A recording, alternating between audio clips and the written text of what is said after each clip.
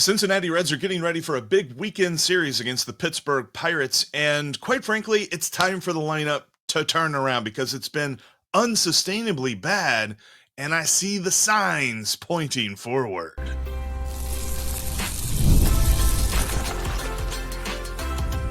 You are Locked On Reds, your daily Cincinnati Reds podcast, part of the Locked On Podcast Network, your team every day.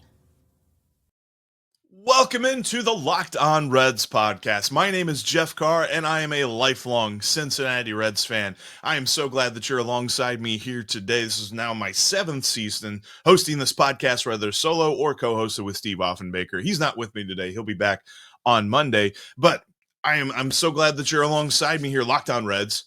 We are part of the Locked On Podcast Network. We are your team, your Cincinnati Reds, every single day, bringing you Reds talk for the Reds fan that knows what happened. They want to know why every single day of the week. And on today's show, I'm going to tell you who I am not looking forward to seeing this weekend play for the Pirates. There are two guys that I'm looking at. We'll talk about that coming up later in the show.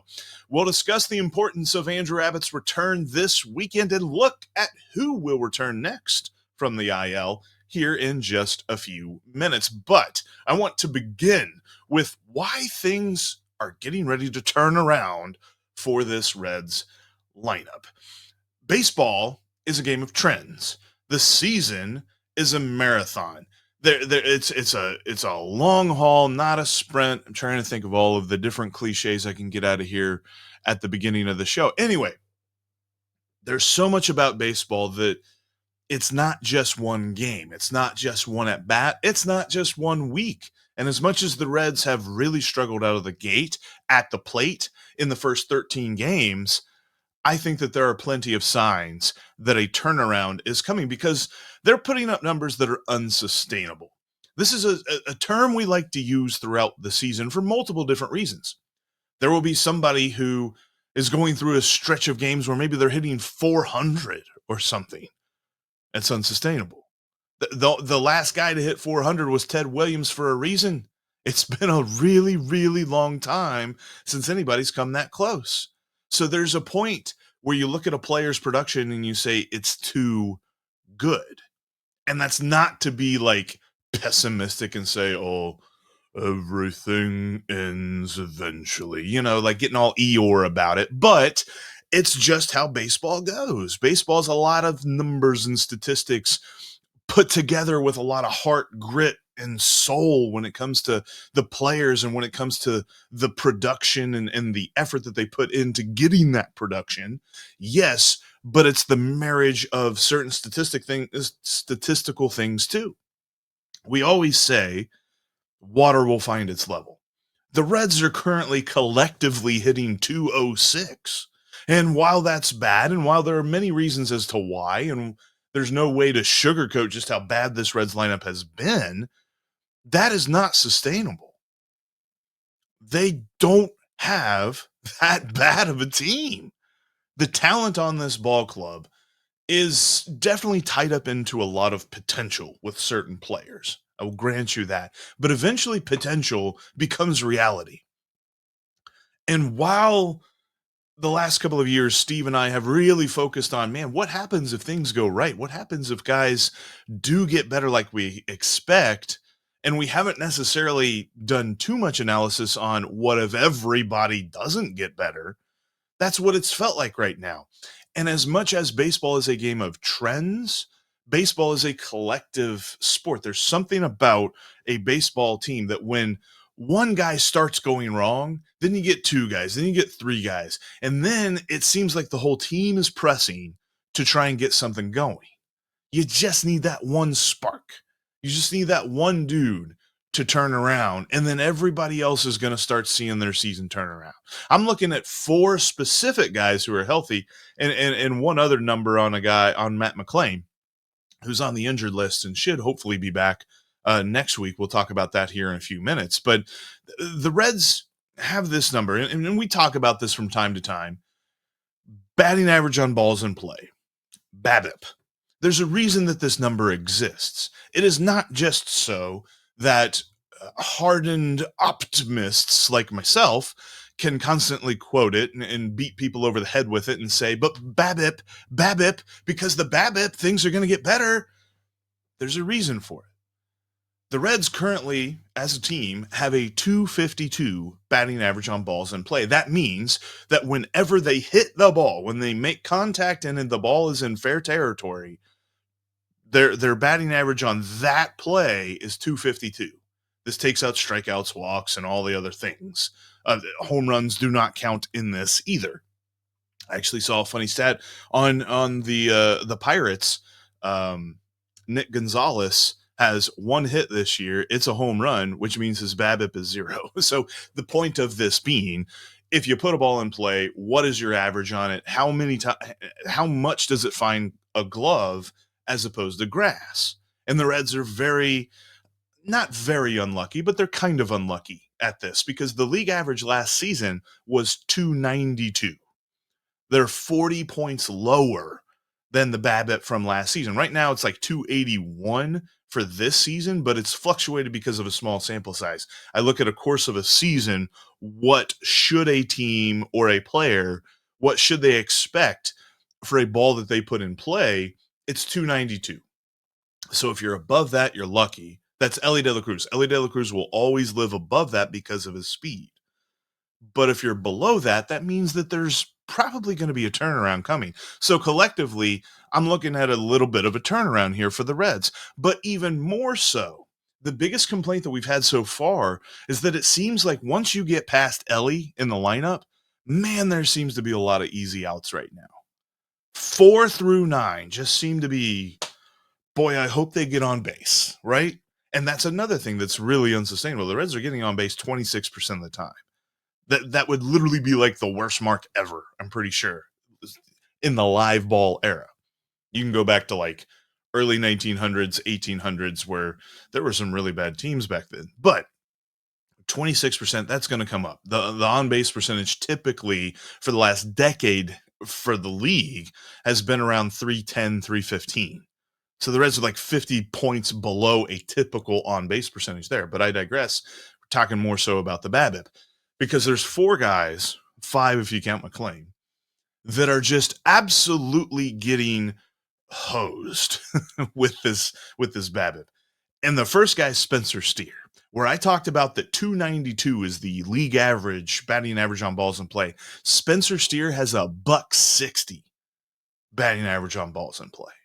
Now, it's been rough to watch his beginning of the season, but I think he's turning it around. I mean, his series in San Francisco was showing a turnaround. He was starting to hit the ball hard. We saw some extra base hits. He's been actually running the bases still pretty good. So I think that we're finally kind of seeing him get into his groove. And I think when Spencer Steer gets into the groove, that's going to be the guy that sparks the rest of the lineup. But he's hitting a .160 on the BABIP right now.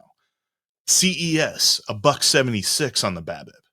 And his hard hit rate has been phenomenal this season, 41%, where league average is like 35%. So he's still hitting the ball hard. They're just finding those hits are finding gloves at the moment. That's going to turn around. Here's another one for you. A guy that a lot of people are writing off, a guy that a lot of people, including myself, are wondering if he's even going to be serviceable. Forget about living up to the free agent contract, but Jeimer Candelario, 207 BABIP. He's almost 90 points below league average. Then you have Jake Fraley at 222. The reason that I'm saying these numbers is to show you just how unlucky these guys have been. Because there's always a battle with the trends in baseball.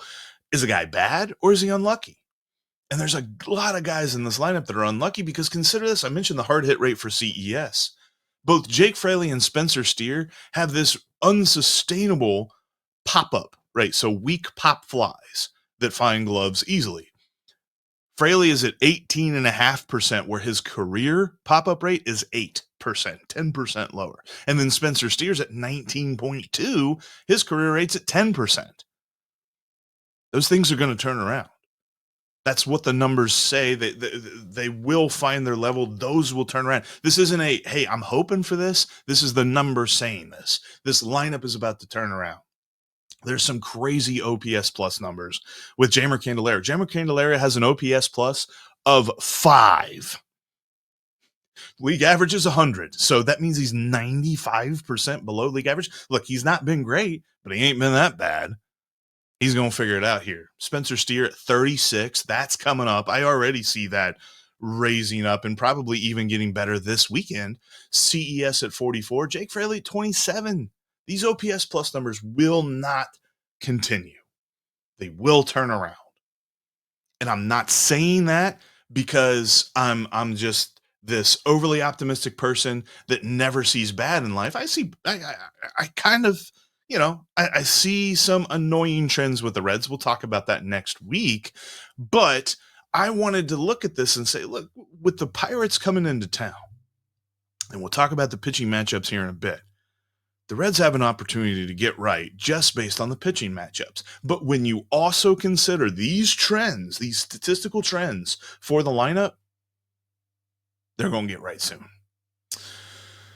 But something else is happening that's awesome this weekend. Andrew Abbott is slated to return and strengthen an already strong position group for this Reds team. Get the supplies that you need from the site that is made for the skilled trades, supplyhouse.com. Whether you're in plumbing, HVAC, or electrical work, Supply House is the reliable way to order products online. Plus, they also have this Trade Master program that is great for folks looking for an extra edge in the professional space. It's a free program that you can get exclusive perks like a dedicated phone line, free shipping, and discounts on every order. Thousands of skilled professionals have already taken advantage of this great program. It's your turn to do that now. Join the Trade Master program today at supplyhouse.com/TM and start ordering plumbing, HVAC, and electrical supplies with just a few clicks over at supplyhouse.com, and you can use the promo code SH5 to save 5% off your first order. That's supplyhouse.com. Thanks for checking out today's Locked On Reds podcast and always making us your first listen of the day. First and second listen. Tim's got you covered on the postcast after every game. And you know that you can become an everydayer. If you're not an everydayer, shout out to our everydayers. Shout out to a couple of everydayers that I got to meet when I was out in San Francisco for the Reds Giants series. Both Shane and Marcus saying hey from out in Cali. Appreciate that. But if you're an everydayer, love you. And if you're not, hit subscribe. Become an everydayer today on YouTube or on your favorite podcasting app. Andrew Abbott is back this weekend. He is slated to pitch on Saturday, and he gives the Reds a distinct advantage in the pitching department against the Pirates. This is something that the Pirates were really banking on this season is their pitching. The Reds will not get Paul Skeens, and then Jared Jones is also hurt. So their two best pitchers are not pitching in this series against the Reds. They also have a young guy in Thomas Harrington that they called up, and he wasn't that great, and he's been sent back down to AAA. So they're trying to figure a few things out. They do have an interesting guy pitching on Saturday against Andrew Abbott and Andrew Heaney. Yeah, we're two Andrews. It's Andrew Saturday. Anyway, mine just went off on a tangent there. But Andrew Heaney has been pitching pretty decently, and I'm going to talk about him a little bit more in a few minutes. But I think overall, when you especially consider Andrew Abbott's return, the Reds have a distinct advantage here. Number one, Hunter Greene is pitching on Sunday. So, yeah, feel good about that game. And then on Friday, tonight's game, Brady Singer. Brady Singer has been pretty darn good to begin his Reds tenure. In fact, through the first couple of starts, Hunter Greene has a strikeout percentage of 30.7%. Brady Singer is second on the team in strikeout percentage at 30.6%. But bringing back Andrew Abbott into this group is so exciting for me for a couple of different reasons. Now, the good news is his most recent rehab start, he threw 92 pitches. That's really been the goal. As much as anybody might be trying to quote to you statistics about what he has been pitching in AAA, the goal was for him to be stretched out, and he is. And he is ready to jump into this system that Terry Francona has been deploying. I know that he got some heat, and I know that Tim and Steve really discussed this on the last Locked On Reds podcast, so I'm not going to go into detail. But I kind of like what Terry Francona has been doing with the pitching staff and how he's been handling them early on this season. Did he leave Nick Martinez in a little bit too late if the Reds were in game 7 of the World Series? Yes. But why he left him in a little bit too late in April is he's trying to get his guys ready for the rigors of the long season. Terry Francona knows how to manage for October in April. And while that is a little bit distressing in some areas for us Reds fans, because quite frankly, we haven't had to worry about managing in October, even in October, let alone April. I see the vision that he's got with this starting pitching staff. That's why he wanted Andrew Abbott stretched out before he started pitching. Andrew Abbott, from all reports, has been healthy. His shoulder has been healthy, has been good, has responded to the rehab just as well as any normal pitchers would have. There is no injury concern with him currently, as much as there is injury concern with any pitcher. But what the reason for this prolonged spring training for Andrew Abbott was, he started late. And Terry Francona wanted to trust that Andrew Abbott had the ability to throw 100 pitches before he ever threw one regular season pitch. And I love that, because the way that Terry Francona wants to employ this pitching staff is that as much as Steve and I really harped on the fact that the bullpen looked pretty strong to begin this season, it hasn't looked that strong. But the starting pitching staff is. And you bring Andrew Abbott into this group that has, I believe now is second in the major leagues in ERA, the Reds starting pitching staff, even after Nick Martinez didn't have the best start, they're still second in the major league because the other guys are so stinking good. That is so exciting to me, because this is the strength of the Reds team. This is what will carry them to where we want them to be. The lineup turning around is a big deal, but the lineup isn't the bread and butter here. It's not the steak and potatoes of the Reds' hopes and dreams. The pitching is. The starting pitching is what's going to get them there. The bullpen's what's going to really get them further. And we're going to talk about that a little bit next week, me and Steve, but because I've seen a little bit of concerning things with that.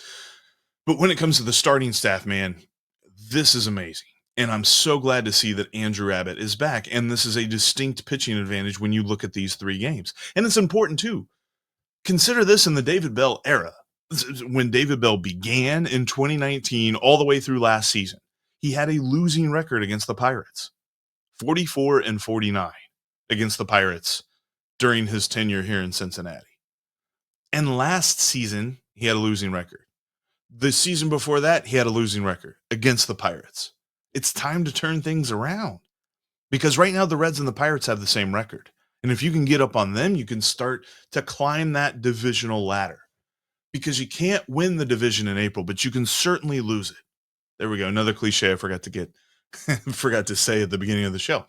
But yeah, you can't win the division in April, but you can certainly lose it. And this right here, this series against the Pirates, is the perfect opportunity to lose the division. You start losing series like this to the Pirates, where you've got a distinct. I don't believe that our friend Gary Morgan over at Locked On Pirates is saying a whole lot of different things. I don't think he's looking at Bailey Falter against Brady Singer and thinking that the Pirates have an advantage. He might be squinting really hard and seeing a pitching advantage between Andrew Heaney and Andrew Abbott, but that's just because Andrew Abbott hasn't pitched yet this year. But he knows that the Pirates are at a huge disadvantage on Sunday with Hunter Greene going against Carmen Mlodzinski. Yeah, bet you heard that name before. But the whole point here is the Reds need to make hay with this. You lose this series, I'm going to have some questions. It's early. It's April. I know. I'm one of the first people to tell you this still isn't the point in the season where you can get really worked up over things, because there's still so much more time to make up for some mistakes that you made. And where the Reds are 5-8, you don't love the record, but you feel a lot better about the record than if you were looking at the Braves record right now of 2-9. I also don't know how they've only played 11 games, but that's beside the point. I still think the Reds are in a good spot. They're not in the best spot, but they're in a good spot to still make a jump. Stay around 500, get hot, make a run, and win this division. You could do it, but you've got to beat the Pirates this weekend, and you've got to take advantage of this pitching advantage that you have with Andrew Abbott now returning. But the fun part about the return is we can finally start talking about people returning from the injured list. We've been saying, and Tim and Steve is saying, once we get our team here, this isn't our team. Once we get our team here, and hopefully we do have a point in the season where everybody's healthy. But I think the next guy to return, hopefully it's between Alexis Diaz and Matt McLain. Alexis Diaz has really kind of been struggling with his rehab start. The whole thing with him is that, yeah, he kind of tweaked his hammy a little bit in spring training, but it was the fact that he had no consistency whatsoever with his command. He still hasn't really had that much consistency in his rehab outings, so we'll see exactly how long he stays there before getting called up to the major leagues again. But then you have Matt McLain, who all reports were it's a slight hamstring strain. It's a slight problem, little thing, nothing major, and they expect him to be back on Tuesday. One of the reasons that Terry Francona put Matt McLain on the injured list is he was just like, he doesn't need to push it right now. We need him for later in the season. I love, as much as I might not agree with every decision that Terry Francona has made, I love that every decision is for the long haul.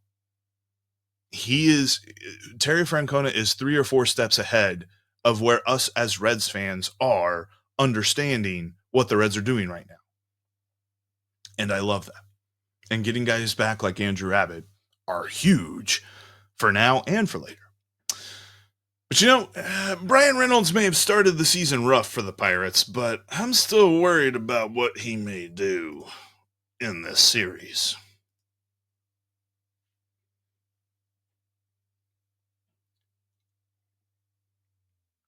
If you can't watch us on YouTube, you can always listen to us on your favorite podcasting app. We're seriously on every single one of them out there. Check us out there today. All right, weekend series, divisional rival. Let's look at who we're going to be really annoyed with coming up tomorrow. I call it tomorrow's nemesis. 2 guys I have marked for this. Bryan Reynolds is the first one. And yeah, if you're a stat head like myself, you looked at the Pirates and you looked at who's hitting and who's not. And quite frankly, their lineup looks a lot like the Reds right now, where not a lot of people are hitting, Bryan Reynolds included. But that doesn't mean I'm writing him off.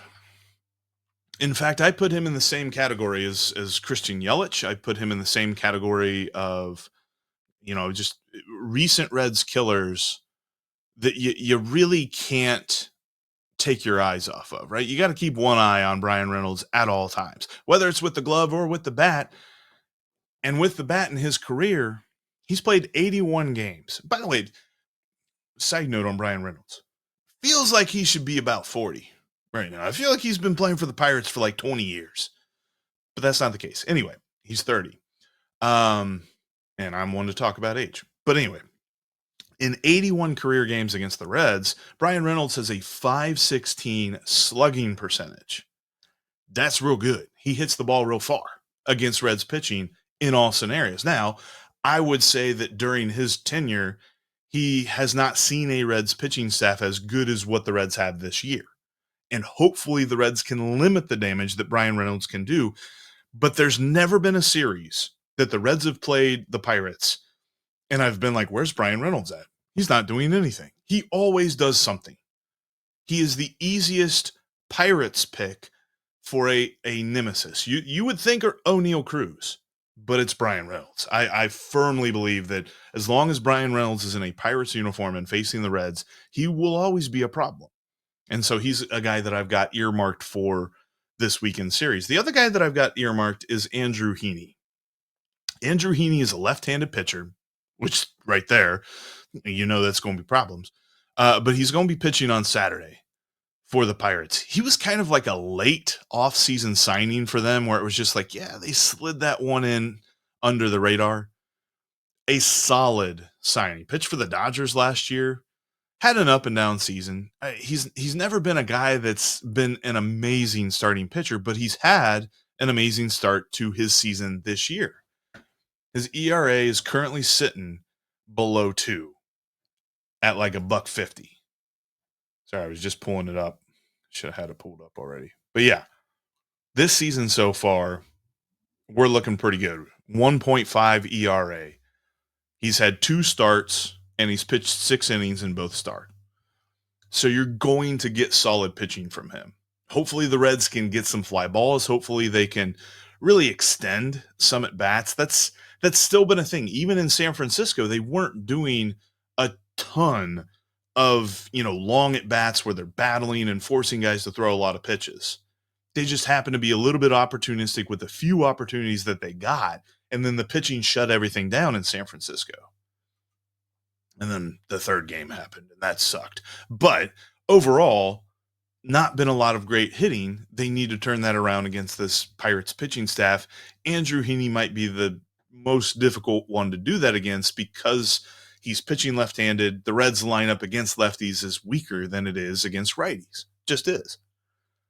I'd be interested to see how they employ Noelvi Marte for that, because I feel like you can move around a couple of guys and get Noelvi Marte and Jeimer Candelario in the lineup. I'm curious. I think we should see Santiago Espinal at second base for that day. I think ideally on Saturday, you see Noelvi Marte start at third base. He's going to get an opportunity. They didn't just call him up so he sits on the bench and eats some sunflower seeds with everybody. He's going to get an opportunity. As much as Will Benson got his opportunity on Wednesday and struck out 4 times, and people think that means that he hasn't changed at all, I still think we're going to see some more of him as well. The curious thing will be the roster move that the Reds need to make in order to bring Andrew Abbott onto the active roster. When they put Carson Spires on the injured list, and I forgot to talk about this a few minutes ago, but when they put Carson Spires on the injured list, they called up a position player to replace him, not a pitcher. So in order to add Andrew Abbott, they're going to have to send down a position player. Is that going to be Jacob Hurtubise or is it going to be Will Benson? Because if it's Will Benson, that's an interesting message that they send.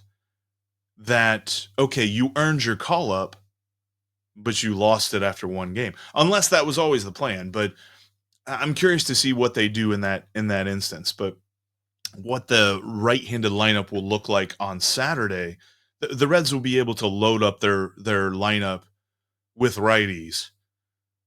I think TJ Friedl will probably be the only lefty that they have in the lineup, but he hits lefties reasonably well for a left-handed pitcher, or for a left-handed hitter.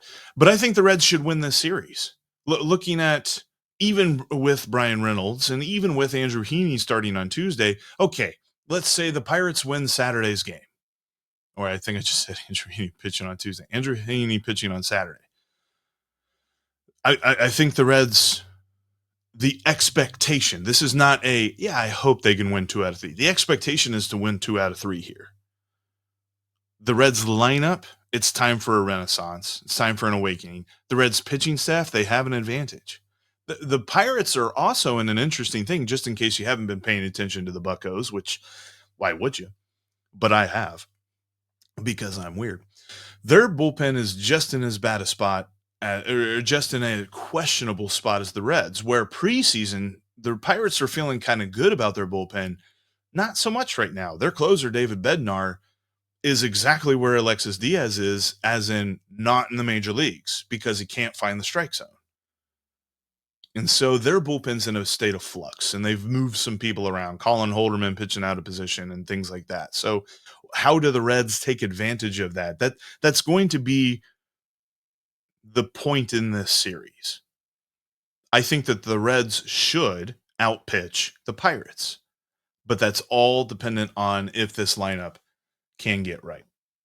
Just for a few moments here before the end, and I'm sure I'll talk about this a little bit more with Steve next week, but had an awesome trip out to San Francisco, got the chance to watch the Monday and the Tuesday win, the almost complete game shutout. Man, still a little bit bummed by that, but almost complete game shutout by Hunter Greene.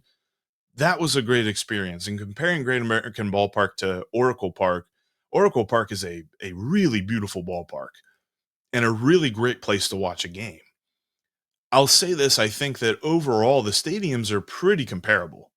I like them a lot, and I think that there's going to be some Giants fans that think that's hilarious if they heard this bit at the end of the show. But the one thing that the Giants have that the Reds are lacking is food. My goodness, the offerings at Oracle Park are phenomenal. The crab sandwich, the garlic fries. The garlic fries are what they're known for, and they are very good. You can also get crab on your garlic fries. Very, very good.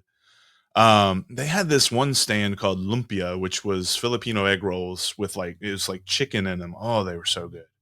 And this fried chicken sandwich that was brined. The chicken is brined in habanero. I'm hungry just talking about all this stuff again. It was really good. I encourage you, if there's ever a reason that you get out to the West Coast and you go to San Francisco, which by the way, I think San Francisco gets a bad rap. The people that talk about this or that with San Francisco, and I'm not gonna get into all of it, but you know the talking points on San Francisco. People found the bad parts of town and decided that that was everything about San Francisco. They're wrong. Look, San Francisco is just like any other city where they have some tough areas, and people know what those tough areas are and they avoid them. Cincinnati has tough areas and we avoid them.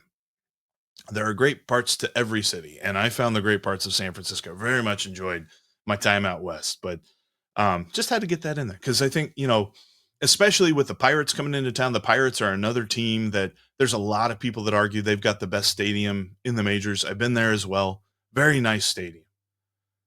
I think the Giants have better food than the Pirates. I think the Reds have better food than the Pirates. Although I didn't have Manny Sanguine's barbecue. I heard that that's really good out in right field, but I've had the pleasure of getting to go to a couple of different ballparks, and Oracle Park is definitely up there on the top of my list. Might be my favorite ballpark outside of Great American, but there's just something about Great American, man. Feels like home away from home. Anyway, that's how I wanted to end today's podcast. Thank you so much for checking out today's Locked On Reds podcast. We'll be covering the every single game of the series with Tim on the postcast, and then on Monday, Steve and I will recap the series, look at what it all means moving forward, and get you set for the Seattle Mariners coming into town. We're also going to discuss the interesting trends that don't have me feeling as good about the bullpen as I did before opening day. We'll talk about that coming up on Monday's show. But until then, make sure you check out Locked On MLB. Sully's got you covered with league-wide news and takes and opinions and all that great stuff. Plus, we also have a great show every night at the final out of the night, Locked On MLB Game Night, recapping every single game that happened that day with the local hosts, our post-game reaction videos, and a couple of hosts that are throwing it to you. It's a great show. It's a great way to keep up with every day in baseball. That's Locked On MLB Game Night on the Locked On MLB YouTube feed. Thanks so much for checking us out. We'll be back with you soon because we're Locked On Reds every single day.